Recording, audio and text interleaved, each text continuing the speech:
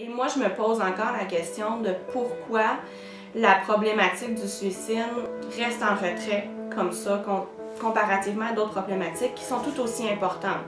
Je dis souvent, par exemple, dans une année, il y a plus de décès par suicide qu'il y a de décès d'accidents de la route.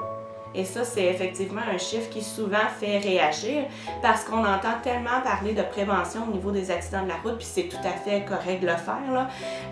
Les textos au volant, il y a des campagnes de publicité majeures de millions de dollars d'investis, et tant mieux pour cette problématique-là, mais je me demande pourquoi, sachant qu'il y a plus de décès par suicide que d'accidents de la route, pourquoi le suicide n'est pas mis de l'avant aussi, pourquoi cette problématique-là n'est pas prise en charge par les paliers gouvernementaux, et puis pourquoi on y accorde pas une importance aussi grande.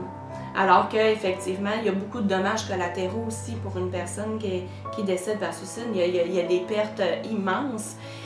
Ça ébranle tout un groupe, toute une société. Des fois, c'est des villages au complet qui sont endeuillés selon les situations.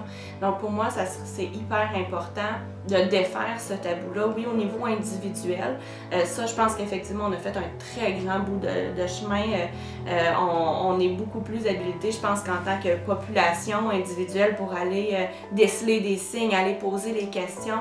Mais je pense que là, ça se passe aussi à un autre niveau où est-ce qu'il faudrait que les gens qui prennent des décisions dans nos paliers gouvernementaux s'y intéressent un peu plus fort, un peu plus davantage.